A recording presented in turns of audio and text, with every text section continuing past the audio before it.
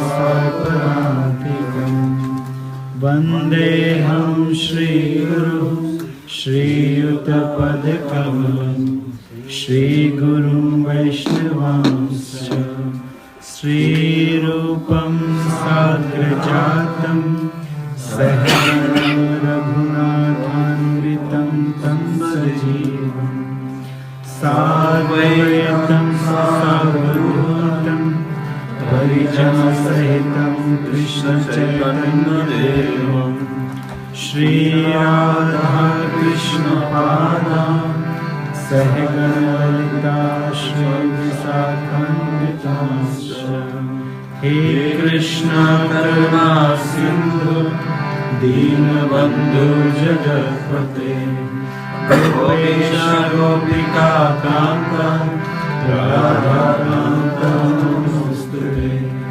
तप्तकाञ्चन गौराङ्गी राधे वृन्दावनेश्वरी विश्वभानुसुते देवी प्रणमामि हरिप्रिये वाञ्छाकल्पतरुभ्यश्च कृपा सिन्धुभ्येव च पतितानां पावनेभ्यो वैष्णवेभ्यो नमो नमः। जय श्री कृष्ण चैतन्य प्रभु नित्यानंद श्री अद्वैत गदाधर श्रीवासादि गौर भक्तवृंद हरे कृष्णा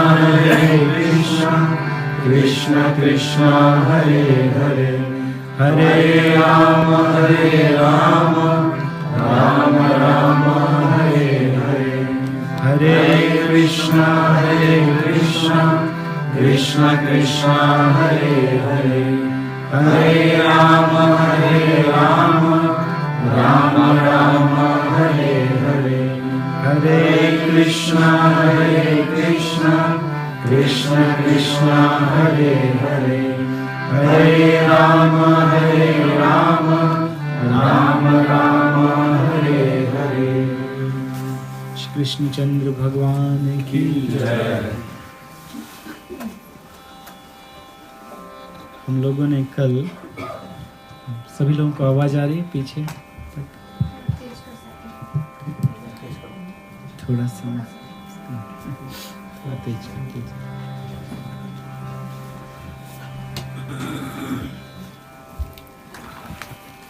हम सभी ने कल इस महापुराण के महात्म्य को सुना। आप लोगों को जो भी याद है वो आप लोग बताइए कि कल क्या सुना, जिससे आगे की कथा हो। तो जो कुछ भी याद है कि कल क्या सुना बताइए।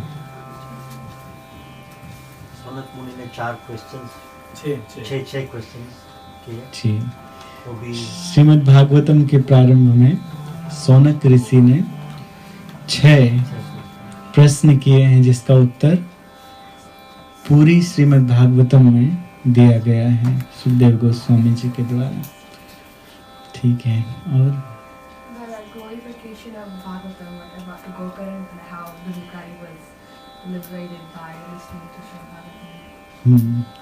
गोकर्ण जी ने श्रीमद् भागवतम सुनाया, और उनके भाई जिनका नाम था धुंधुकारी, वो श्रीमद् भागवतम को सुन के मुक्त हो गए, क्योंकि उन्होंने मनन किया था। इसलिए हम लोग भी मनन कर रहे हैं कि कल क्या सुना और क्या सुना। सबसे पहली कथा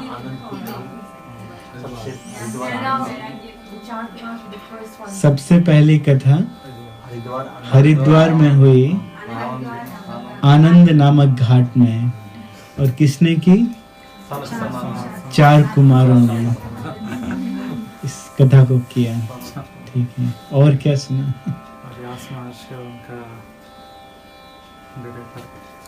व्यास देव जी किस तरह उन्होंने श्रीमद् भागवतम लिखा नारद जी के उपदेश से, और उनके पुत्र चले गए थे वन में, निराकार ब्रह्म की उपासना करने लगे थे, लेकिन 2 श्लोक, एक श्लोक किस स्कंद का है? 3 स्कंद का है, और दूसरा श्लोक 10वें स्कंद का है। एक में भगवान की करुणा का वर्णन है, दूसरे श्लोक में भगवान की सुंदरता का वर्णन है। तो भगवान की सुंदरता से और भगवान की करुणा को सुनकर, इन श्लोकों को सुनकर सुखदेव गोस्वामी आकर्षित हो गए और आके उन्होंने श्रीमद् भागवतम का अध्ययन किया, श्रीमद् भागवतम को उन्होंने सीखा, और जो पूर्ण निराकार ब्रह्मवादी निर्विशेषवादी हो गए थे वे भगवान के भक्त बने। तो भगवान के ही अवतार हैं, लीला है भगवान की। लेकिन इस श्रीमद् भागवतम का अध्ययन किया और श्रीमद् भागवतम का प्रचार किया। तो किसको सुखदेव गोस्वामी ने श्रीमद् भागवतम सुनाया? परीक्षित महाराज को। परीक्षित महाराज की भी मुक्ति हो गई। भव्या बताएगी ब्रह्मा जी ने क्या किया ब्रह्मलोक में। हाँ,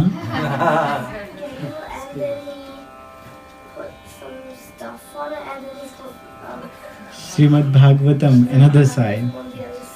हाँ, श्रीमद् भागवतम देखो तो इससे पता चलता है कि सभी लोगों ने अच्छे से भागवत सुनी है। तो कल हम लोगों ने ये सब सुना है ना, इस महिमा के विषय में सुना। हाँ हाँ, देवता नेक्टर लेके आए थे। वे ऐसा सोचते थे कि सुखदेव गोस्वामी परीक्षित महाराज मृत्यु से डरते हैं, तो हम विनिमय कर लेते हैं, उन्हें हम क्या दे देंगे? अमृत दे देंगे, और बदले में हम श्रीमद् भागवतम की कथा सुन लेंगे। लेकिन सुखदेव गोस्वामी ने उनको श्रीमद् भागवतम की कथा नहीं सुनाई। क्यों? क्योंकि वो विनिमय करना चाहते थे, वो व्यापार करना चाहते थे, वो अमृत से श्रीमद् भागवतम को एक्सचेंज करना चाहते थे। लेकिन ये तो महाअमृत है, भक्ति रूपी महाअमृत है।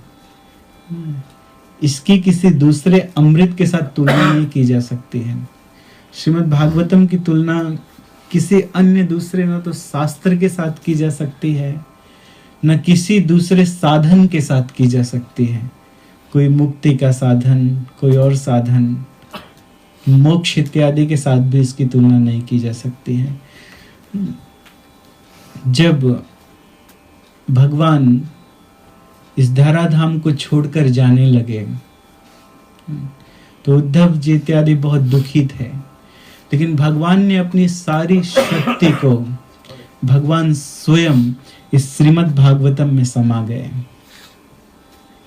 तो जो इस श्रीमद् भागवतम का अध्ययन करता है, इस श्रीमद् भागवतम का श्रवण करता है, तो भगवान का रसास्वादन करता है ना।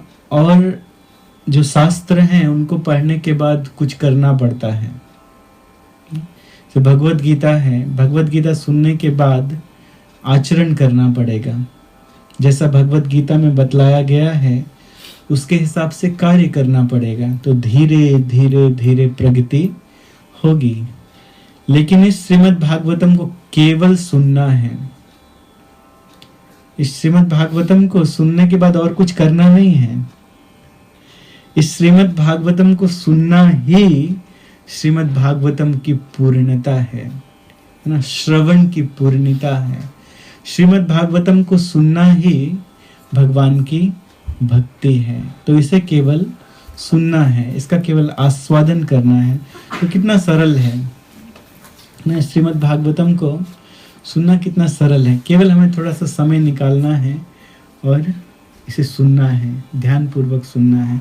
तो श्रीमद् भागवतम को सुनना ही भक्ति है, वही भक्ति है। यस्य अवै श्रूयमाणायाम कृष्णे परम पुरुषे भक्तिर उत्पद्यते पुंसः शोक मोह भयापहा।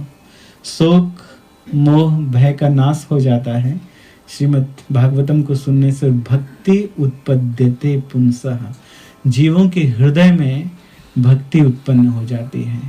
तो इसलिए केवल इसे सुनना है।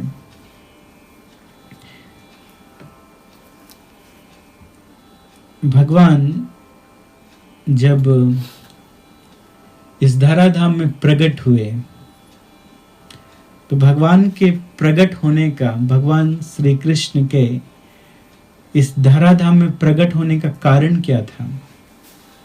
क्यों भगवान इस धराधाम में आए?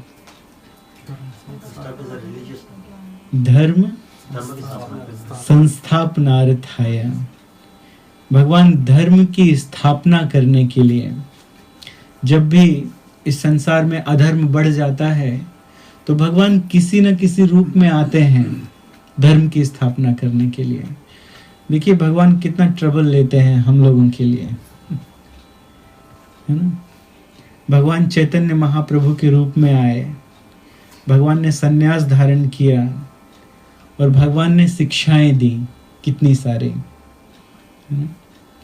सारे संसार को भगवान ने भक्त रूप में सिखाया कि किस तरह से भगवान की भक्ति करना है।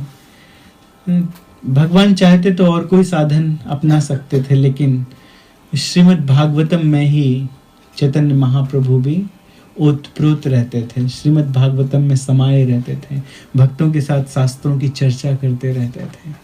चैतन्य महाप्रभु व्यास देव जी के रूप में आए लिपिबद्ध करने के लिए, सुखदेव गोस्वामी के रूप में आए इसको कहने के लिए, श्री रामचंद्र जी के रूप में आते हैं, श्री कृष्ण चंद्र जी के रूप में आते हैं। तो भगवान आते हैं धर्म की स्थापना करने के लिए। और भगवान क्यों आते हैं? अधर्म का विनाश करने के लिए। भगवान के आने का मुख्य कारण क्या है? क्या मुख्य कारण है इस धराधाम में? भक्तों को आनंद देने के लिए। परित्राणाय साधूनाम विनाशाय च दुष्कृताम। वो तो भगवान कहीं से भी कर सकते हैं, वैकुंठ जगत में बैठे बैठे इच्छा मात्र से कर सकते हैं, लेकिन मुख्य कारण भगवान के आने का है परित्राणाय साधूनाम। साधुओं को आनंद देने के लिए आते हैं, साधुओं को प्रसन्न करने के लिए आते हैं, साधुओं के ऊपर कोई भी तकलीफ आती है तो उसे दूर करने के लिए आते हैं। तो जब कंस जरासंध जैसे दुराचारी राजाओं ने संसार में अन्याय फैला दिया ना, कई प्रकार से साधुओं को कष्ट देने लगे, ब्राह्मणों को कष्ट देने लगे, लोगों को सताने लगे, जनता भयभीत रहती थी, कोई भगवान की भक्ति नहीं कर पाता था। भगवान अवतरित हुए। आपने इस कथा को बार बार सुना है। हम लोग हमेशा प्रयास करते हैं कि हर बार एक नए ढंग से कथा को सुनाया जाए, इसमें भक्त लोग रुचि लेकर सुने। तो भगवान प्रकट हुए मथुरा में, उसी समय भगवान प्रकट हुए गोकुल में, दोनों जगह एक साथ। भगवान देवकी से भी उत्पन्न हुए, भगवान यशोदा से भी उत्पन्न हुए। वासुदेव कृष्ण देवकी के द्वारा प्रकट हुए और ब्रजेंद्र नंदन कृष्ण वो गोकुल में यशोदा मैया के गर्भ से प्रकट हुए और उनके साथ उनकी शक्ति भी थी, दुर्गा जी भी प्रकट हुई उनकी बहन के रूप में। यहां से चले नंद बाबा वासुदेव कृष्ण को लेकर गोकुल की तरफ। जो ब्रजेंद्र नंदन कृष्ण है वो गोकुल से एक कदम भी, ब्रज से एक कदम भी बाहर नहीं रखते हैं। जो ब्रज है उसके बाहर जाते ही नहीं है।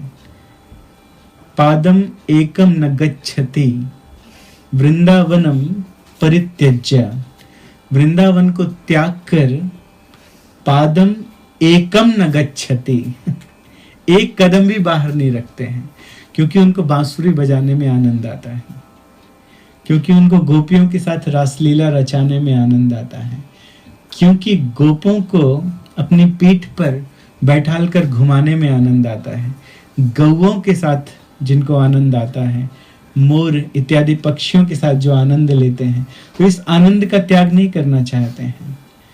वसुदेव कृष्ण आए तो इनमें समा गए, ब्रजेंद्र नंदन में समा गए। और जब जाना हुआ, जब गोकुल की लीला समाप्त हो गई, ब्रज की लीला समाप्त हो गई, वापस जाना हुआ तो वसुदेव कृष्ण चले गए, लेकिन ब्रजेंद्र नंदन वहीं के वहीं रहते हैं। वो ब्रज में ही निवास करते हैं, वो ब्रज में ही आनंद देते हैं अपने भक्तों को। भगवान का जन्म हुआ, भगवान का जन्मोत्सव मनाया गया। बहुत समय के बाद नंद बाबा को एक पुत्र की प्राप्ति हुई थी। बहुत समय के बाद उनकी इच्छा थी कि एक पुत्र प्राप्त हो, पुत्र प्राप्त हो, लेकिन बुढ़ापे में उनको एक पुत्र की प्राप्ति हुई। बहुत प्रसन्न हुए। तो उन्होंने, जैसे ही भगवान प्रकट हुए, जब भगवान प्रकट होते हैं तो क्या होता है, लक्ष्मी जी वहां पे प्रकट हो जाते हैं। तो पर्वतों से बहुमूल्य रत्न अपने आप निकलने लगे। जितने भी प्रकार के बहुमूल्य रत्न होते हैं, मणियां होती हैं, वो अपने आप निकलने लगे। तो नंद बाबा के पास अपर्याप्त धन हो गया, बहुत धन हो गया। सब जगह से धन निकल रहा था और लोग लाके भेंटे दे रहे थे। उस धन को लेकर आते थे और नंद बाबा को भेंट देते थे कि आपका पुत्र हुआ है, बधाई हो, बधाई हो, ये भेंट स्वीकार कीजिए। तो बहुत धन हो गया। इस धन को उन्होंने बहुत बांटा, ब्राह्मणों में, अपने पास रखा नहीं, उन्होंने ब्राह्मणों में बांटा, अतिथियों में बांटा। जो लोग बिना डेट बताए आते हैं उनको अतिथि कहा जाता है। बताएं नहीं कि हम आपके घर आने वाले हैं और अचानक से आ जाएं, उनको अतिथि कहते हैं। अतिथि, जो तिथि बताए बिना आ जाएं, लेकिन अतिथि देवो भव। आजकल तो हम लोग दरवाजा भी नहीं खोलेंगे कि पहले फोन क्यों नहीं किया, फोन करके आना चाहिए था, लेकिन अतिथि देवो भव। और जो डेट बताकर आते हैं उनको अभ्यागत कहा जाता है। अतिथियों में कौन फेमस है इस संसार में? दुर्वासा जी। बिना अतिथि बताए पहुंच जाते हैं सेवा करवाने के लिए। अतिथि देवो भव, देवताओं के समान अतिथि की पूजा की जाती है, उनका सादर किया जाता है, उनका सम्मान किया जाता है। तो पहले के जमाने में अतिथियों का आना बड़ा सौभाग्य माना जाता था। तो जैसे ही पता चला कि नंद बाबा के घर में आनंद हुआ है, उनका पुत्र हुआ है, तो चारों तरफ से लोग आने लगे। तो बहुत उनका सम्मान किया, उनको बहुत खिलाया पिलाया, उन्होंने भी भेंट दी, नंद बाबा ने भी सबको भेंट दी, क्योंकि भरा पड़ा था धन, चारों तरफ तो धन प्रकट हो गया था गोकुल में। तो क्या करेंगे इतना सारा धन रख के, तो धन बांट रहे थे, ब्राह्मणों को भी तृप्त किया। इसके बाद नंद बाबा ऐसा विचार करने लगे, ये बात सबको पता थी कि कंस ने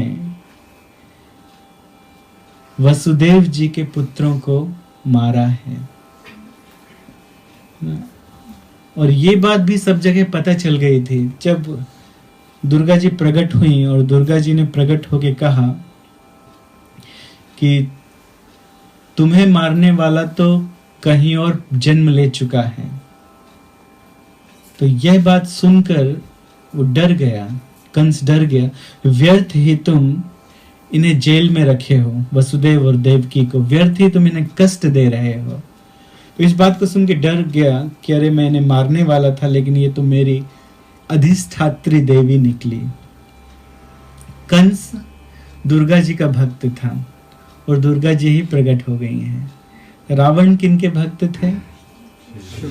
शिव जी के भक्त थे। हिरण्यकश्यप किसके भक्त थे? ब्रह्मा जी के भक्त थे। है ना। तो जो राक्षस इत्यादि होते हैं वो भी भक्त होते हैं, लेकिन उनकी प्रवृत्ति अच्छी नहीं होती है ना। तो उनकी जो प्रवृत्ति है वो आसुरों की प्रवृत्ति होती है। वे देवताओं से कुछ चाहते हैं, कुछ प्राप्त करना चाहते हैं और प्राप्त करके उसका दुरुपयोग करते हैं। लेकिन भक्तगण भगवान से केवल भक्ति मांगते हैं, वो इस संसार की वस्तु नहीं मांगते हैं। और यदि संसार की वस्तु भी मिले तो उससे वो भगवान की सेवा करते हैं, भगवान की वो पूजा करते हैं। तो कंस डर गया और उसके बाद उसने तुरंत मुक्त कर दिया, देवकी और नंद बाबा और वसुदेव जी को मुक्त कर दिया। लेकिन ये बात सब जगह फैल गई थी। तो नंद बाबा ने सोचा कि यहाँ पे इतना धन चारों तरफ निकल आया है अपने आप, और हमारा पुत्र हुआ है बहुत समय के बाद, और मैं वसुदेव जी का मित्र भी हूं और भाई भी हूं। दोनों भाई थे। नंद बाबा बड़े थे, वसुदेव जी छोटे थे। वसुदेव जी के पिता का क्या नाम था? सूरसेन जी। सूरसेन जी ने एक वैश्य स्त्री के साथ विवाह किया था, जिससे उन्हें नंद बाबा की प्राप्ति हुई थी। तो ये वैश्य हुए, है ना। इनके दो पुत्र हुए, कृष्ण और बलराम। पुत्र थे, दोनों पुत्र ही थे। यशोदा से प्रकट और रोहिणी जी के भी पुत्र की तरह पालन कर रहे थे। तो वैश्य का कर्तव्य क्या है? भगवत गीता के अनुसार वैश्य क्या करते हैं? कृषि, गोरक्षा, वाणिज्य, बिजनेस करते हैं। वाणिज्य का अर्थ है बिजनेस करना ना। कृषि का अर्थ है कि खेती किसानी करना, और गौरक्षा, गाय की रक्षा करना, गाय का पालन करना। दो पुत्र हुए, एक है हलधर। हलधर, हल जानते हैं किसको कहते हैं? हल, बच्चे लोग जानते हैं। हल, प्लाव, है ना। पुलाव नहीं। हाँ, तो हमेशा अपने साथ में बलराम जी क्या रखते हैं? हल रखते हैं। तो किसका प्रतिनिधित्व करते हैं? कृषि रक्षा का, कृषि रक्षा का। और भगवान श्री कृष्ण अपने साथ क्या रखते हैं? बांसुरी रखते हैं। तो वो किसका प्रतिनिधित्व करते हैं? गौ रक्षा का। एक गौ रक्षक है और दूसरे कृषि रक्षक हैं। तो हैं वैश्य के लड़के, तो अपना कर्तव्य निभा रहे हैं। जब भगवान बांसुरी बजाते हैं तो गौओं को अच्छा लगता है, गौओं को आनंद आता है। तो इस तरह से गौ रक्षा और कृषि रक्षण दोनों करते हैं, अपने पिता का प्रतिनिधित्व करते हैं। नंद बाबा ने सोचा कि जब इस बात का पता चलेगा, वसुदेव जी हमारे मित्र भी हैं, भाई भी हैं, और मेरा पुत्र हुआ है और वो पुत्रों का वध कर रहा है पूरे मथुरा जिले में, तो कहीं ऐसा ना हो कि वो यहाँ आए और अचानक से हमारी संपत्ति इतनी बड़ी देखे, इस तेजस्वी पुत्र को देखे, तो कहीं इनका भी वध ना कर दे, इनको मारे ना। तो नंद बाबा जी ने विचार किया, एवरी ईयर उनको कर देना पड़ता था, टैक्स देना पड़ता था नंद बाबा जी को, कंस को। तो उन्होंने सोचा धन तो इतना सारा आ ही गया है, तो क्यों नहीं हम 2-3 साल का टैक्स एक साथ जाके चुका देते हैं। एक साथ हम जाके टैक्स दे देते हैं, जिससे कि वो लोग टैक्स लेने के लिए यहाँ ना आए। कंस के सिपाही अगर यहाँ आ जाएंगे कर लेने के लिए, तो वो हमारा बढ़ा हुआ धन देखेंगे और वो हमारे घर पे पुत्र इत्यादि देखेंगे, तो वो जाके कंस को बता देंगे। तो हो सकता है कि कंस कुछ अनुचित करे, सिपाहियों को भेजे हमारा अनुचित करने के लिए। तो इसलिए वो खुद चले गए कि पहले जाके हम टैक्स भर देते हैं कि कंस अपने सिपाहियों को यहाँ भेजे ना। तो नंद बाबा गए अपने साथ कुछ ग्वालों को लेकर। नंद बाबा कौन है? ये ग्वालों के राजा हैं, नंद गांव के राजा हैं, गोकुल के राजा हैं। तो अपने साथ बहुत सारे ग्वालों को लेकर गए। बैलगाड़ी के ऊपर बैठ के चढ़ के, पहले बैलगाड़ी में चलते थे, पहले ट्रेन वगैरह कार रिक्शा ये सब नहीं होते थे, तो बैलगाड़ी में चढ़ के वो मथुरा गए और उन्होंने टैक्स भर दिया, और टैक्स भरने के बाद, कर देने के बाद वो एक स्थान में रुके हुए थे, एक स्थान में विश्राम कर रहे थे कि रात्रि रुककर हम सुबह चले जाएंगे। लेकिन वसुदेव जी को पता चला कि वो यहाँ पर रुके हुए हैं, और वसुदेव जी इस बात को भी जानते थे कि कंस की क्या योजना चल रही है। उनको तो मुक्त कर दिया था दोनों को, इसके बाद दूसरे दिन कंस ने अपनी सभा बैठा ली। तो जितने बड़े बड़े राक्षस थे, कुकर्मी लोग थे, बुरा कर्म करने वाले, ये सब कंस के सभापति थे, सब बैठे सभा में। तो कंस ने कहा कि मैंने जिस देवी दुर्गा को मारने का प्रयत्न किया वो तो मेरी अधिष्ठात्री देवी निकली। उसने कहा है कि मुझे मारने वाला तो और पहले कहीं जन्म ले चुका है, मैंने व्यर्थ में ही इतने सारे पुत्रों का वध किया, तो इसलिए मैंने दुर्गा जी के कहने पर वसुदेव और देवकी को मुक्त कर दिया। तो जो कुबुद्धि कुकर्मी उसके सभापति थे वो सब सलाह देना शुरू करते हैं, बहुत विद्वानों की भांति। ऐसा कहते हैं, महाराज अगर वो बालक जन्म ले चुका है तो कितने दिन पहले जन्म लिया होगा? 10 दिन, 15 दिन पहले जन्म लिया होगा। कोई कहता है अरे ज्यादा से ज्यादा 1 महीने हुए होंगे, इससे अधिक समय नहीं हुआ होगा। तो इसलिए जितने भी बालक हैं इस मथुरा जिले के जो 1 महीने के अंदर जन्म लिए हैं, सबको खत्म करवा देते हैं। ना रहेगी बांस, ना बजेगी बांसुरी। देखिए इतना भयंकर, इतना भयंकर निर्णय दे रहे हैं, इतना भयंकर सलाह दे रहे हैं कि बच्चों को समाप्त कर देते हैं। हो सकता है उसमें से कुछ बच्चे बड़े होके बहुत बड़े साधु बनेंगे, बहुत बड़े तपस्वी बनेंगे, ऋषि बनेंगे, लेकिन उनको पहले ही नष्ट कर देते हैं। कंस ने कहा, दुर्गा ने यह भी कहा है कि उनसे ज्यादा सुंदर, दुर्गा से ज्यादा सुंदर कुछ स्त्रियां भी जन्म लेंगी, कुछ बच्चियां भी जन्म लेंगी, और जो उन बच्चियों से विवाह करेगा उसे कोई युद्ध में हरा नहीं सकता है, उन्हें कोई युद्ध में मार नहीं सकता है। तो सारे उसके सहपाठियों ने, उसके सलाहकारों ने तरह तरह की गंदी गंदी उसको शिक्षाएं दी, और उसके बाद उन्होंने एक कमेटी बनाई। हमारे गुरु महाराज कहते हैं कि चिल्ड्रन किलिंग कमीशन बनाई गई और उसकी प्रेसिडेंट बनी पूतना। पूतना ये पहले ही प्रसिद्ध थी बच्चों को मारने के लिए, बच्चों का खून पीने के लिए, रक्त पीने के लिए पहले से ही प्रसिद्ध थी। ये पूतना का कुल देखिए कैसा है ना। बकी और बकानुजा, इनका अनुज कौन था? बकी बकानुजा अघासुर। अघ का अर्थ होता है पाप, साक्षात पाप उसका छोटा भाई था, उसका नाम ही था अघ। अघ का अर्थ होता है पाप, जो केवल पाप करने वाला था। अघासुर, उसका वध भी भगवान ने किया। बकासुर, उसका वध भी भगवान ने किया। बकी, बका की बहन बकी, बकी का ही नाम है पूतना। अब देखिए पूतना का अर्थ क्या होता है? पूत का अर्थ है पवित्र, और ना का अर्थ है नहीं।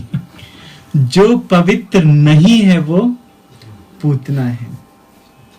अब सोचिए, जो रुधिरासना, जिसका भोजन रुधिर है, रक्त पीना है, क्या वो पवित्र हो सकती है? पहले के जमाने में लोगों की श्रेणी का विभाजन किया जाता था उनके भोजन के अनुसार। तो कहीं भी शास्त्र में गौ मांस के विषय में तो कहा ही नहीं गया है कि कोई गौ मांस खाता था। कोई गौ मांस नहीं खाता था। नीच उनको माना जाता था जो कुत्ते का मांस खाते थे।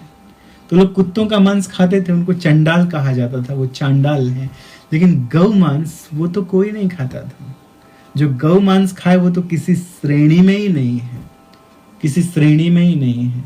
वो तो पूतना से भी गया गुजरा है, बहुत बड़ा राक्षस है वो तो ऐसा निर्धारित किया जाता था, जैसा खाए अन्न वैसा रहे मन। तो जो व्यक्ति मांस खाने वाला है तो उसका मन उसी प्रकार से गंदा रहेगा, अपवित्र रहेगा।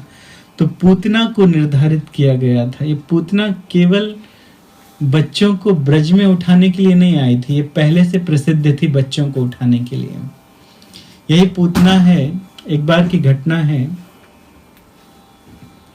विंध्याचल पर्वत, जानते हैं ना विंध्याचल? एक पर्वत है विंध्याचल, और एक पर्वत है हिमालय। ये बड़े बड़े पर्वत हैं, एवरेस्ट है, हिमालय। हिमालय की पुत्री का नाम क्या है?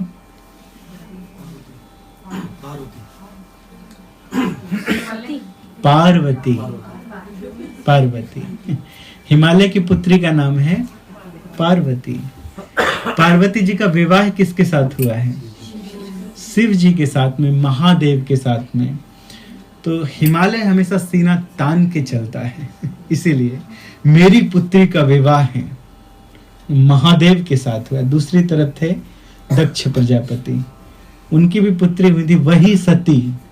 लेकिन वो शिव जी का अपमान करते थे कि मेरी पुत्री जिसका मुख चंद्रमा के समान, और कहां इसका विवाह बंदर के जैसे मुख वाले शिव के साथ में हो गया। तो वो थे अपराधी, वैष्णव अपराधी। तो क्या हुआ, उनका सर कट गया और बकरे का सर लगा बाद में दक्ष प्रजापति की गर्दन में, बकरे का सर लगाया गया बाद में। तो बाद में अपना देह ही त्याग दिए। तो दूसरी तरफ हिमालय सीना तान के चलता था कि मेरी पुत्री का विवाह शिव जी के साथ हुआ है, महावैष्णव के साथ में हुआ है। तो विंध्याचल हमेशा देखा करते थे, और विंध्याचल ने कहा इसने कौन सी ऐसी तपस्या की है कि इनकी पुत्री का विवाह महादेव के साथ हुआ, मैं भी तपस्या करूंगा। तो वे भी बहुत लंबे समय तक तपस्या किए, और तपस्या करने के बाद ब्रह्मा जी प्रकट हुए। तो ब्रह्मा जी से उन्होंने कहा कि हमें ऐसी पुत्री दीजिए जिसका पति महादेव को भी परास्त कर दे। ये हिमालय बहुत सीना तान के चलते हैं। तो हमें ऐसी पुत्री चाहिए जिसका पति महादेव को परास्त कर दे। तो ब्रह्मा जी तथास्तु कह दिए, लेकिन बाद में सोचने लगे शिव जी को कौन परास्त कर सकता है? शिव जी को परास्त करने वाला तो कोई दूसरा देवता नहीं है, कोई दानव नहीं है, कोई शिव जी को परास्त नहीं कर सकता है। तब तक ब्रह्मा जी को याद आया कि भगवान कृष्ण इस पृथ्वी पर अवतार लेने वाले हैं, और जब भगवान कृष्ण अवतार लेते हैं तो उनके साथ उनकी शक्तियां भी अवतार लेती हैं, राधा रानी इत्यादि अवतार लेती हैं, और भी जो सखियां हैं वो अवतार लेती हैं। तो ब्रह्मा जी सीधे राधा रानी के पास गए, और राधा रानी के पास जाके सारी बात बताते हैं और उससे प्रार्थना करते हैं कि कृपा करके आप विंध्याचल की पुत्री बन जाइए। क्योंकि अगर कोई शिव जी को यदि परास्त कर सकते हैं तो केवल विष्णु, और कोई नहीं कर सकते हैं, केवल कृष्ण परास्त कर सकते हैं। तो इतने बड़े भक्त हैं ब्रह्मा जी, उनकी बात को स्वीकार कर लिया राधा रानी ने। ठीक है, हम विंध्याचल की पुत्री बनेंगे। तो विंध्याचल की पुत्रियां हुई कौन कौन? राधा रानी और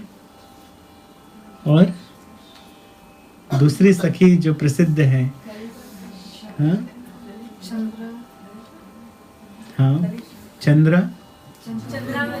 चंद्रावली। चंद्रावली। तो पूतना को जब पता चला कि दो दैवी बालिकाएं प्रकट हुई हैं, तो वो सुना था कंस से कि इनका पति महादेव को परास्त कर सकता है, कोई भी उसे परास्त नहीं कर सकता जो इनका पति होगा। वो कंस ने आज्ञा दिया था कि यदि कोई दैवी बालिकाएं मिलें तो अपहरण करके ले आना, मैं बाद में उनसे विवाह कर लूंगा, तो मैं सबसे शक्तिशाली हो जाऊंगा। तो पूतना ने उन्हें चुरा लिया था, दोनों को, चंद्रावली और चंद्रावली ना, चंद्रावली, राधा रानी और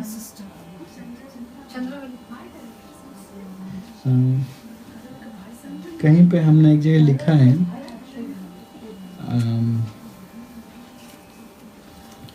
चंद्रावली। ठीक है, तो राधा रानी और चंद्रावली दोनों को पूतना ने उठा लिया और वो लेकर जाने लगी। और जब विंध्याचल को पता चला कि मेरी पुत्री का अपहरण कर लिया गया है, तब विंध्याचल ने एक बहुत बड़ा यज्ञ किया, राक्षस मारने के लिए राक्षस वध यज्ञ किया, कि जो पुत्रियों को उठा के लेकर गया है उनका वध करने के लिए उन्होंने राक्षस वध यज्ञ प्रारंभ किया, बड़े बड़े ब्राह्मणों को बुलाकर। तो ये तो खेचरी थी। खेचरी, खे का अर्थ होता है आकाश और चरी का अर्थ होता है चलने वाला। जो आकाश में उड़ सकता है उसको खेचर कहते हैं, खेचरी। तो पूतना खेचरी थी, बकासुर की बहन है। बकासुर भी आकाश में उड़ता है। पहले के जमाने में कुछ ऐसे लोग होते थे, प्रभुपाद जी ने कई जगह ऐसा लिखा है कि कुछ ऐसे तांत्रिक होते थे, कुछ ऐसी स्त्रियां होती थी बंगाल में जो तंत्र मंत्र जानती थी। वो पेड़ की एक ब्रांच में बैठकर कुछ मंत्र पढ़ती थी और इच्छित स्थान में वो ब्रांच उनको उड़ा के तुरंत ले जाती थी। तो ये सिद्धि है, एक मंत्र सिद्धि है कि एक ब्रांच पे बैठ के एक विशेष मंत्र का उच्चारण करने से वो ब्रांच तुरंत दूसरे स्थान में, इच्छित स्थान में, जहां भी वो जाना चाहे वो ले जाती है, डाल ब्रांच उसको ले जाती है। तो ये खेचरी थी, ये भी पूतना राक्षसी। तो ये आकाश से उड़ती थी और जब यज्ञ किया जा रहा था तो धीरे धीरे ये कमजोर होने लगी, इसका शरीर धीरे धीरे शिथिल होने लगा और इसके हाथ से पहले चंद्रावली छूट गई। और चंद्रावली कहाँ गिरी? विदर्भ राज्य में गिरी। भीष्मक जी ने जिन्हें पाया और भीष्मक जी ने 5 साल तक उनका पालन किया। बाद में जामवंत जी ने वापस चंद्रावली को, विंध्याचल को लौटा दिया था 5 वर्ष के बाद। तो लेकिन जब इसके बाद भी वो राधा रानी को लेके आगे जा रही थी तो आगे और जब मंत्र पढ़े गए तो कमजोर हो गई पूतना और उसके हाथ से राधा रानी भी छूट गई और वो ब्रज में गिरी, ब्रज में गिरी थी। अब ये नहीं सोचना चाहिए कि राधा रानी गिरी तो उनको चोट लगी होगी। ये सोचने का कोई अस्तित्व नहीं है। भगवान श्री कृष्ण का शरीर सच्चिदानंद का बना हुआ है, उसमें किसी प्रकार की हड्डी, मांस, रक्त इत्यादि नहीं है। कभी कभी भगवान लीला के रूप में ऐसा दिखलाते हैं, जैसे कुरुक्षेत्र के युद्ध स्थल में भगवान ने दिखलाया, लेकिन भगवान के शरीर में केवल सच्चिदानंद है। हम लोगों के जैसा मटेरियल शरीर नहीं है कि उनके अंदर हड्डियां हैं और डीएनए है और ये है और वो है, नहीं, ऐसा कुछ नहीं है। भगवान के शरीर में क्या है? केवल सच्चित आनंद है ना, केवल SCA है, सच्चिदानंद है भगवान के शरीर के अंदर। तो इसी प्रकार से भगवान के पार्षद, उनका शरीर भी सच्चिदानंद का बना होता है, तो चोट लगने का कोई सवाल ही नहीं है। तो पूर्णमासी जी को ये राधा रानी प्राप्त हुई, राधा रानी मिली और उन्होंने राधा रानी मुखरा को दे दिया। एक मुखरा नाम की एक सखी है, गोपी है, जिनके दामाद हैं वृषभानु जी। तो उन्होंने कहा ये वृषभानु जी की पुत्री है, दे दीजिए। तो फिर वृषभानु जी ने उनका पालन किया। दूसरी कथा भी है कि वृषभानु जी को जलाशय में 1000 स्वर्ण कमल में प्राप्त हुई थी राधिका जी, लेकिन ये भी एक कथा है कि इस तरह से राधा रानी जी आई। तो पहले से ये किडनैप करती थी, पहले से इसका ये काम था, छोटे छोटे बच्चों को उठा लेना, खासकर कंस की आज्ञा से। कंस की सभा में ऐसे ही बड़े बड़े राक्षस बैठे हुए थे, बहुत बड़े बड़े राक्षस, और एक एक करके कंस ने भेजा। भगवान को मारने के लिए जाना नहीं पड़ा मथुरा, भगवान ब्रज में लीला कर रहे थे, एक एक करके वो आते थे मरने के लिए। पूतना, तृणावर्त, सक्टासुर, अघासुर, वत्सासुर, ये सब आए एक एक करके मरने के लिए। और भगवान को बहुत कुछ करना नहीं पड़ा। भगवान ने किसी को हाथ से दबा दिया, होठों से दबा दिया, किसी को ऐसे मार दिया, किसी की चोंच फाड़ दी और लोग मर गए। जब भगवान को हिरण्याक्ष को मारना हुआ तो केवल एक हाथ मारा, हिरण्याक्ष मर गया। हिरण्यकश्यपु का सीना फाड़ दिया अपने नख से केवल, तो हिरण्यकश्यपु समाप्त हो गया। तो भगवान लीला करते हैं, परम शक्तिशाली हैं, लेकिन लीला करते हैं भगवान कई तरह से। तो इस तरह से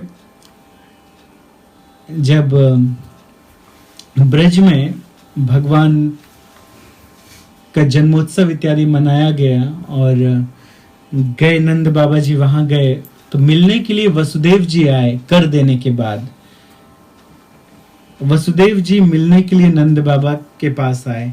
नंद बाबा को अपने पास नहीं बुलाया। वो चाहते तो अपने महल में बुला सकते थे नंद बाबा को, लेकिन स्वयं मिलने के लिए गए। क्यों? एक कारण ये है कि नंद बाबा से वसुदेव जी छोटे हैं, तो बड़े के पास स्वयं मिलने के लिए जाना चाहिए, ना कि फोन करके बोल दें कि आ जाइए आ जाए। स्वयं यदि कोई कार्य हो तो स्वयं उनके पास मिलने के लिए जाना चाहिए। तो ये गए। और दूसरा कारण ये था कि वो ये नहीं चाहते थे कि किसी भी तरह से कंस को इस बात की भनक भी लगे कि उनका पुत्र नंद बाबा के पास में है। तीसरा कारण ये था कि यदि घर पे उनको बुला लेते उनका आव भगत करने के लिए, तो स्त्रियों का हृदय तो बड़ा करुणा वाला होता है, करुणामयी होता है।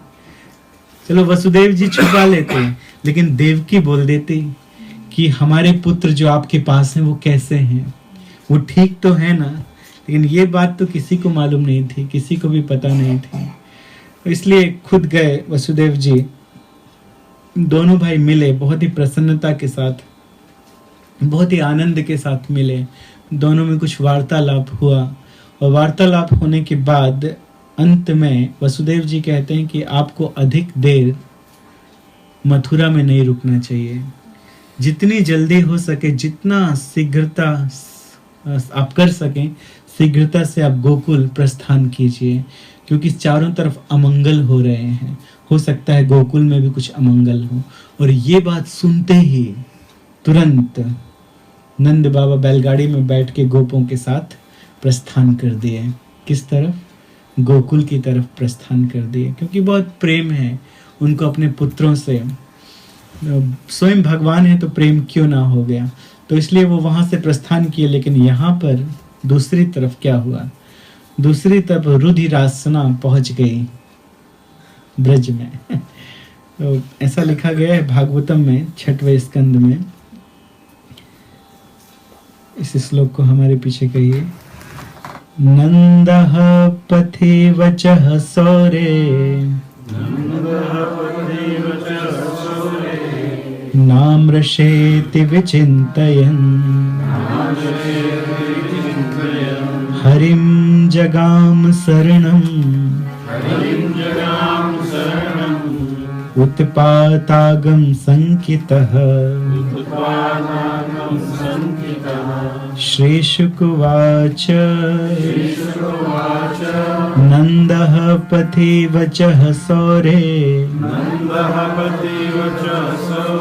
नाम्रसेति विचिन्तयन्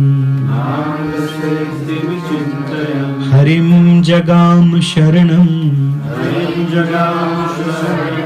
उत्पातागम संकितः।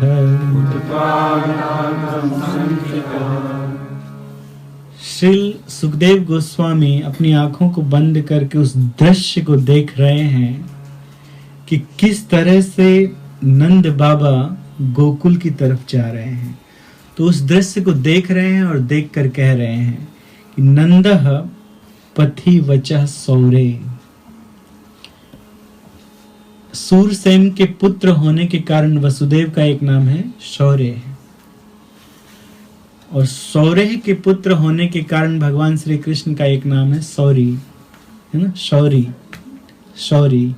लेकिन नामाभास में अगर आप लोग शौरी भी कहेंगे किसी से, तो भगवान सोचेंगे कि ये हमारा नाम ले रहा है। तो अगर कोई गलती हो जाए तो किसी से सॉरी कहना भी अच्छा है, क्योंकि ये किसका नाम है? ये भगवान का नाम है। ऐसे तो नामाभास से भगवान सोचते हैं कि मेरा नाम ले रहे हैं। जैसे नारायण, अजामिल ने किसका नाम लिया? अपने पुत्र का नाम लिया। लेकिन भगवान ने क्या कहा, क्या सोचा कि इसने मेरा नाम लिया, तो तुरंत अपने दूतों को भेजा उसकी रक्षा करने के लिए। तो नामाभास से इस प्रकार यदि अधूरा नाम भी लिया जाए, आधा नाम भी कोई ले, अरे आधा क्या, उल्टा नाम कोई ले, सब लोग जानते हैं, मरा मरा, उल्टा नाम जपत जग जाना, वाल्मीकि भय ब्रह्म समाना। वाल्मीकि जी ब्रह्म के समान हो गए उल्टा नाम जप के। तो नंदा पथि वचः सौरे, रास्ते में नंद बाबा याद करते थे वचन को। किसके वचनों को? वसुदेव जी के वचनों को, कि उन्होंने कहा है कि गोकुल में कुछ उत्पात हो रहे होंगे, और वो ये जानते हैं कि नाम रसेते विचिंतयन, इस तरह से विचार कर रहे हैं कि वसुदेव के वचन नाम रसेती, कभी झूठे नहीं हो सकते हैं। जिस प्रकार से युधिष्ठिर महाराज कभी असत्य नहीं बोले, उसी प्रकार से वसुदेव जी भी असत्य नहीं बोले। इसका उदाहरण क्या है?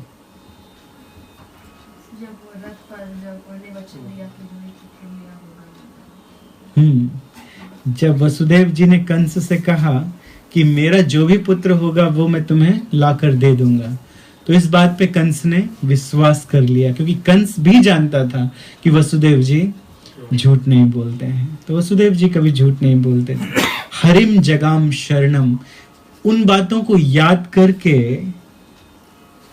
नंद बाबा ने किसकी शरण ले ली, किसकी याद करने लगे? हरिम जगाम शरणम, हरि की शरण ले ली, हरि की ना। शरण लेने योग्य केवल एक भगवान है। जिस समय द्रौपदी के वस्त्र खींचे जा रहे थे सभा में, तो द्रौपदी को किसके वचन याद आए थे? वशिष्ठ जी के वचन याद आए थे, कि वशिष्ठ जी ने एक बार कहा था द्रौपदी से कि यदि किसी संकट में हो तो केवल कृष्ण की शरण लेना, कृष्ण सबकी रक्षा करने वाले हैं। जिस तरह से ब्रजवासियों की रक्षा की इंद्र से, क्योंकि ब्रजवासियों ने कृष्ण की शरण ली थी, तो इसी प्रकार से यदि कृष्ण की शरण किसी भी संकट में लेंगे तो कृष्ण रक्षा करेंगे। तो उसी मनोभाव से पूर्ण शरणागत होकर, आधे शरणागत नहीं थे, पूर्ण शरणागत होकर उन्होंने हरिम जगाम शरणम, उत्पात आगम संकिता, उत्पात होने वाला है इस शंका से कि मेरे गोकुल में उत्पात होने वाला है, जहां मेरा परिवार है, मेरा पुत्र है, मेरी प्रजा है, वहां उत्पात होने वाला है। तो इस संकट को जान के, इस संकट की केवल शंका से उन्होंने रास्ते में ही हरिम जगाम शरणम, भगवान की शरण ले ली। तो इस कथा में भगवान के एक ऐश्वर्य का वर्णन है। भगवान के कितने ऐश्वर्य हैं? 6 ऐश्वर्य हैं। बिल्कुल सही बात है। किसने बताया है कि भगवान में 6 ऐश्वर्य हैं? पराशर मुनि ने। पराशर मुनि कौन है? व्यासदेव जी के पिताजी। व्यासदेव जी के पिताजी हैं पराशर मुनि, और उन्होंने क्या बताया है कि भगवान शब्द की परिभाषा क्या है। तो क्या बताया उन्होंने? कौन भगवान है?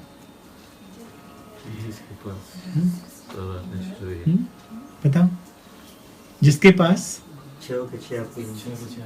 6 के 6 ऑपुलेंसेस हैं। कौन कौन से? बल, सुंदरता 2 हो गए, धन, ज्ञान, वैराग्य, त्याग। तो जिसके पास ये 6 ऐश्वर्य हैं वो भगवान है। भगवान कौन है? ऐश्वर्य समग्रस्य वीर्यस्य यशसः श्रेयः ज्ञान वैराग्य सच्चैव षण्णांग भगति गना। कोई पूछे भगवान कौन है? कृष्ण भगवान है। क्यों भगवान है कृष्ण?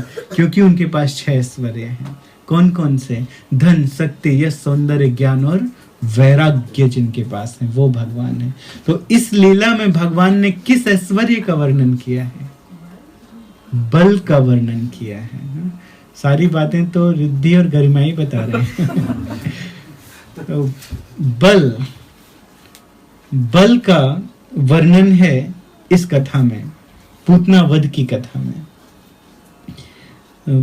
कंसेन प्रति प्रहिता घोरा पूतना बाल घातनी। ये पूतना कैसी थी? बाल घातनी। ये बालकों को मारने वाली राक्षसी थी और किसके द्वारा भेजी गई थी? कंसेन प्रहिता घोरा। घोरा का अर्थ है ये बहुत भयानक थी। इसके बाल जो थे ना, ये जैसे किसी ताड़ वृक्ष की बहुत सारी जैसे लताएं होती हैं, तो उस प्रकार से उसके बाल थे। कुछ बाल ऊपर खड़े हुए थे, ऊर्ध्वपुंड बाल थे, ऐसे खड़े हुए थे, तार के जैसे ऐसे खड़े हुए थे। और दांत कैसे थे? दांत थे जैसे हलधर का हल है। हल देखा होगा ना आपने, तस्वीर में देखा है ना, हल प्लाव लेके चलते हैं, कौन? बलराम जी। बस वैसे ही उसके दांत निकले हुए थे, कुछ यहाँ से ऐसे टेढ़े, कुछ ऐसे ऊपर, कुछ ऐसे। कैसा होता है प्लाव? यहाँ से टेढ़ा, फिर यहाँ से फिर से टेढ़ा, तो वैसे उसके दांत निकले हुए थे। कहा गया है कि हल की तरह उसके दांत थे। और आंखें कैसी थी? इस तरह से अंदर घुसी हुई थी, काली काली आंखें, जैसे कुआं हो, कुएं की तरह, और बीच में आंखें चमक रही। आजकल काम करते करते सभी की आंखों में कालापन छा जाता है, तो लेकिन उसकी आंखें विशेष रूप से काली थी, कुएं के समान गहरी थी। और उसकी नाक ऐसी थी जैसे पर्वत की गुफाएं हों, ऐसी नाक थी। अगर वो सांस ले तो बहुत सारे पशु उसके अंदर चले जाएं, क्योंकि बहुत विशाल थी। कितनी बड़ी थी? जब उसका शरीर गिरा तो 12 माइल में गिरा था। 12 माइल में पूतना का शरीर गिरा था, तो सोचिए वो कितनी बड़ी होगी। लेकिन उससे बड़े कौन थे? सबसे बड़ा असुर आज तक कौन हुआ है? वृत्रासुर। वृत्रासुर वो सबसे विशाल थे, वृत्रासुर। लेकिन ये भी कोई कम नहीं थी, ये भी 12 माइल में फैली हुई बहुत बड़ी राक्षसी थी। तो ये गई, कम समय है इसलिए आपको इसको संक्षेप में बता देते हैं कि खेचरी आकाश में चलने वाली, ये बहुत सुंदर रूप बना के, और ये नंद गांव में, ये गोकुल में प्रवेश की। कामचारिणी, इसके लिए सुखदेव गोस्वामी एक शब्द कहते हैं कि कामचारिणी थी। कामचारिणी का अर्थ है अपनी इच्छा से भ्रमण करने वाली। एक प्रश्न उठता है कि कैसे किसी के भी घर के अंदर चली गई, कैसे ब्रज में जाके घुस गई, कैसे नंद बाबा के घर में अंदर चली गई? सुखदेव गोस्वामी कहते हैं क्योंकि वो कामचारिणी थी, वो किसी से पूछती नहीं थी। कि नहीं कि पहले जाके हस्बैंड से पूछ ले हम इस पार्टी में जाना है, यहाँ जाना, नहीं, इच्छा हुई और बस निकल गई, बिना पूछे बिना बताए वो निकल गई। तो वो घुस गई, ब्रज में घुस गई, और बाद में वो कहाँ चली गई?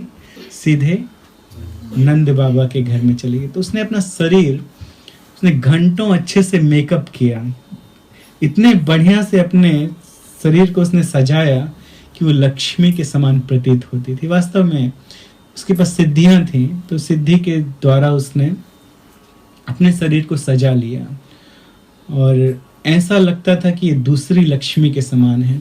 तो इतनी सुंदर प्रतीत होती थी कि कोई उससे पूछता भी नहीं था कि आप कौन हैं, कहाँ जा रही हैं। बस सब जहां देखते थे आइए आइए हमारे घर को धन्य कीजिए। जब से वहां पर भगवान प्रकट हुए थे तब से चारों तरफ संपदा तो वैसे ही बिखरी हुई थी, तो लोगों ने सोचा कि लक्ष्मी जी भी यहाँ पर अपने पति को ढूंढते ढूंढते आ गई हैं। तो उनको देख के वहां की स्त्रियां बहुत प्रसन्न होती थी और उन्हें लगा कि मानो लक्ष्मी जी ही आई हैं।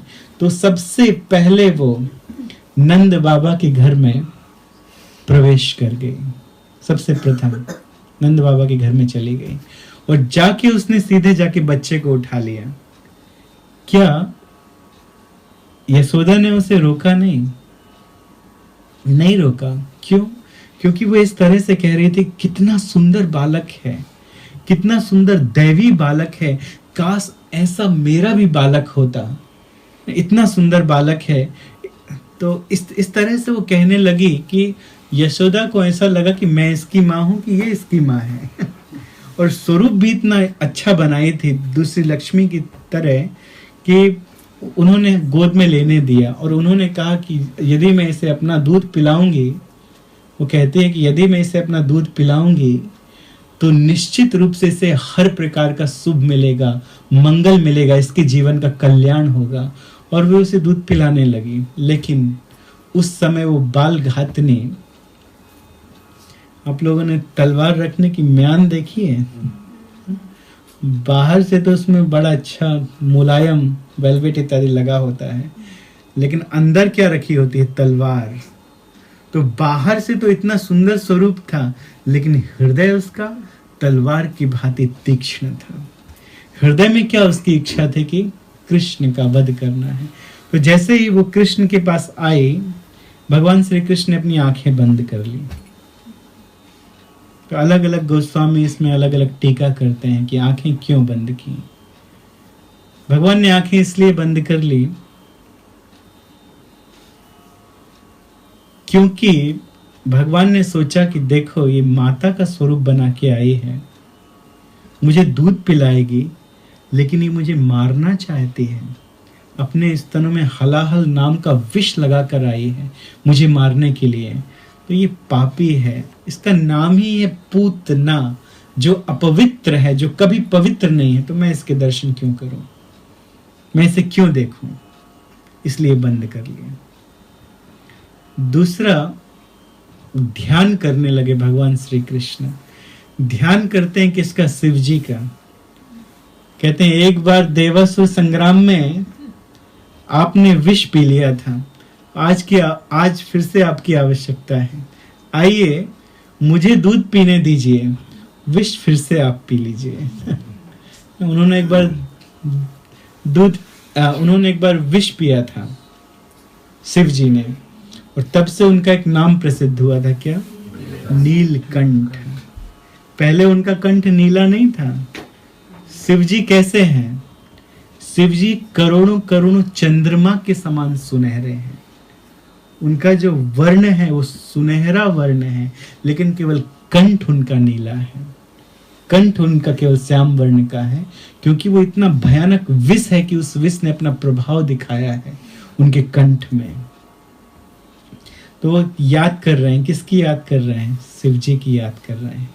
या भगवान ये ध्यान कर रहे हैं कि ये मुझे दूध पिलाने वाली है, अभी थोड़ी देर में इसे मुक्त कर दूंगा, इसने क्या अच्छा कार्य किया है?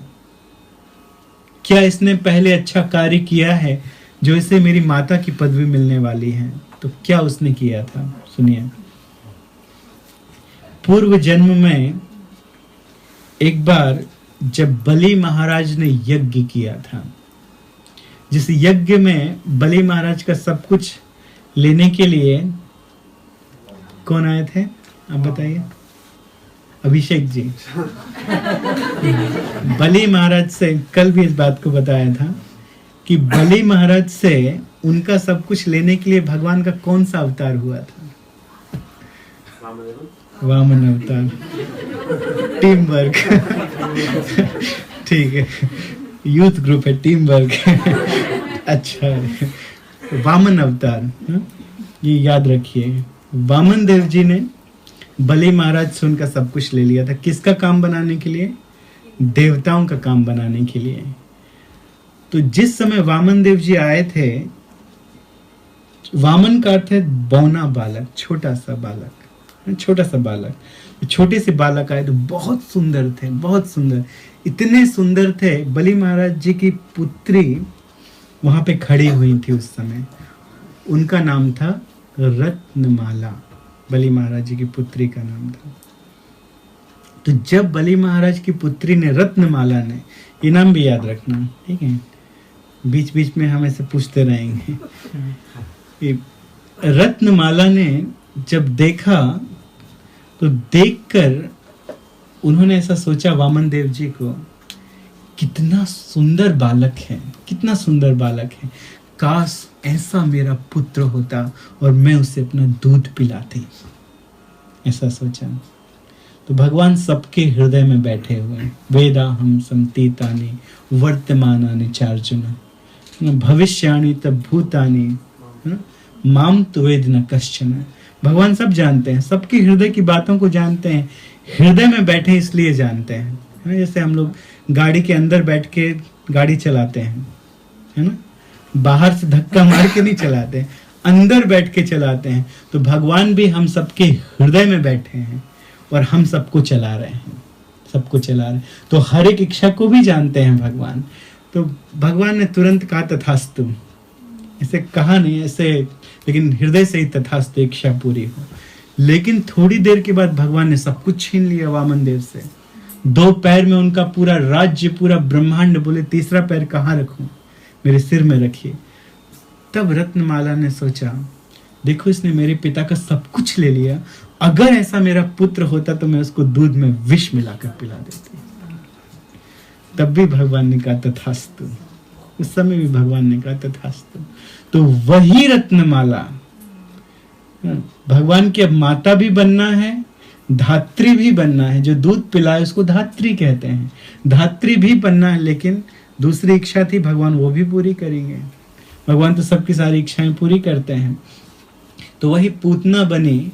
लेकिन देखिए, दूध पिलाने के कारण भगवान ने उसको माता बना लिया, अपने धाम में भेज दिया, है ना। तो एक ही जन्म में उसके जन्म मृत्यु के चक्कर को भगवान ने किस तरह से नष्ट किया। पूतना बनाया, उसने भगवान को उठाया और वो भगवान को दूध पिलाने लगी। किसी ने रोका नहीं, दूध पिलाने लगी। और उसी समय भगवान ने दूध के साथ में उसके प्राण भी खींच लिए।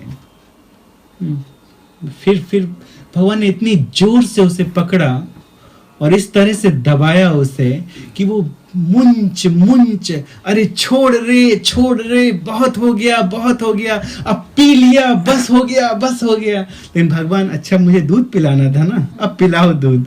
तो भगवान तो पकड़े हुए थे उसे जोर से, और भगवान ने दूध के साथ में उसके प्राण भी खींच लिए।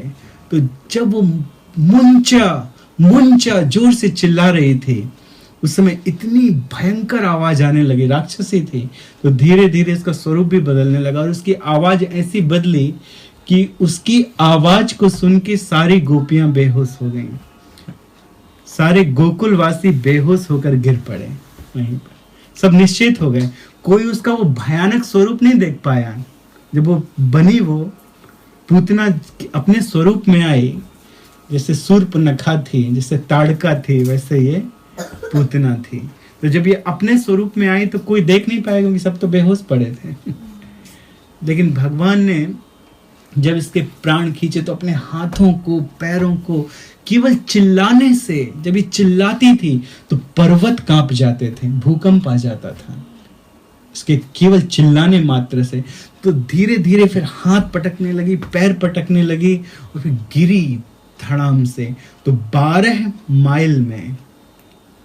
माइल में जितने भी पेड़ इत्यादि थे उनको चकनाचूर करते हुए ऐसे गिरी, ऐसे करके हाथ ऐसे गिरे, पैर से गिरे और ऐसे मुंह खुला हुआ था और समाप्त हो गई। तो बहुत भयंकर वो दिखाई दे रही थी। तो जब थोड़ी देर के बाद सबकी आंखें खुली, लोग सचेत हुए, तो देखने लगे, अरे बालक कहाँ गया, कृष्ण कहाँ गया। और भगवान अभी भी उसकी छाती के ऊपर थे और हंस रहे थे छाती के ऊपर। भगवान गिरे नहीं, वो बीच में उड़ी भी आकाश से, लेकिन भगवान ऐसे पीट रही थी भगवान को। लेकिन भगवान तो बलम बलवताम चाहम, सबसे ज्यादा बल किसके पास है? भगवान के पास है। वज्रादपि कठोरानी, अगर कठोर हो जाए तो वज्र से अधिक कठोर हैं, यदि कोमल तो पुष्प से भी अधिक सुकुमार। तो इसके बाद सारी गोपियां वहां पर आई उस स्थान पर। उस विशाल राक्षसी को देखकर मानो आधी तो फिर से बेहोश हो गई। इतनी भयंकर राक्षस है। फिर कुछ गोपियों ने जब बालक को हंसते खेलते देखा तो ऊपर चढ़ी किसी तरह से, सीढ़ी लगाकर, ना जो सीढ़ी होती है स्टेप्स लगा के किसी तरह से ऊपर चढ़ी और लेकर आई, किसी तरह से बहुत मुश्किल से उनको लेकर आई, प्रसन्न हुई और तुरंत मैया यशोदा ने अपनी गोद में ले लिया और उसके बाद वो बालक को कई तरह से पवित्र करने लगे। यद्यपि भगवान श्री कृष्ण पूर्ण तरह से पवित्र हैं, वो सबको पवित्र करने वाले, अरे भगवान क्या, उनका एक नाम जीवों को पवित्र कर देता है, उनके सारे पापों को नष्ट कर देता है। उन भगवान को गोपियां पवित्र कर रही थी अपना पुत्र मान के। तो किस तरह से पवित्र किया? सबसे पहले गाय की पूंछ उनके ऊपर ऐसे ऐसे किया, छुलाई, उनके अंगों में गाय की पूंछ को सहला के उनको पवित्र किया। तो ऐसा नहीं कि अलग से पूंछ को लेकर आए, गाय के पास लेकर गई और गाय की पूंछ सहला के उनको पवित्र किया। जहां पे गाय चल रही थी उनके खुर से धूली निकालकर भगवान के पूरे शरीर में उस धूली को लगाया। ब्रज धूली से भगवान पवित्र हो रहे हैं, ब्रज धूली से भगवान को पवित्र किया। और उन्होंने क्या किया? गाय के मूत्र में भगवान को स्नान कराया कि अगर कहीं कट गया होगा, कहीं लग गया होगा तो गाय का मूत्र पूरी तरह से, उसमें बहुत सारे एंटीसेप्टिक चीजें होती हैं तो वो ठीक हो जाएंगे। जब राज्याभिषेक भी होता है तो गाय के मूत्र से स्नान करा के पहले शुद्ध किया जाता है। तो इसी तरह से भगवान श्री कृष्ण को गाय के मूत्र में स्नान कराया गया और सूप को छुलाया गया। सूप का जो आगे का हिस्सा है उसको थोड़ा सा छुलाया गया। सूप अभी बच्चे तो नहीं समझेंगे लेकिन आप लोग सब जानते होंगे, सूप जिसमें अनाज इत्यादि साफ किया जाता है, तो उसको धीरे से छुलाया और छुलाने के बाद इस तरह से भगवान को पवित्र किया। और पवित्र करने के बाद भगवान के नामों से चिन्ह बनाए गए भगवान के शरीर में। जैसे हम लोग भी अपने शरीर को पवित्र करते हैं, कैसे ओम केशवाय नमः, ओम नारायणाय नमः, ओम माधवाय नमः, ओम गोविंदाय नमः। तो इस प्रकार से 12 नामों से हम अपने शरीर में तिलक लगाते हैं, तो ब्रज धूली लगाते हैं अपने शरीर में, अपने आप को पवित्र करते हैं। ये तिलक क्या है? ये तिलक मंदिर है। तो तिलक हम लोग लगाते हैं, कोई पूछे ये तिलक क्या है, तो ये तिलक भगवान का मंदिर है। ये जो 2 लाइन है, ये 2 दीवारें हैं मंदिर की, 2 पिल्लर हैं, 2 दीवारें हैं और ये नींव है ना, बीच में जो तुलसी है ये नींव है। तो इस तरह से ये क्या है? ये मंदिर है, ये भगवान का मंदिर है। उसको हम अपने शरीर में लगाते हैं और अपने आप को पवित्र करते हैं भगवान के 12 नामों के द्वारा, अपने पूरे शरीर में 12 जगह तिलक लगा के। तो इसी प्रकार से भगवान के अलग अलग नामों को लेकर भगवान के अलग अलग अंगों को पवित्र किया गया। तो भगवान के नाम से, अच्युत नाम से, भगवान के दूसरे अन्य अलग अलग नाम से भगवान को उन्होंने पवित्र किया। और नंद बाबा भी वहाँ पर आ गए। नंद बाबा जी ने गले से लगाया कृष्ण को, फिर पता चला कि ये राक्षसी आई थी, तो उन्होंने कहा लगता है कि पूर्व जन्म में निश्चित रूप से वसुदेव जी कोई महामुनि होंगे।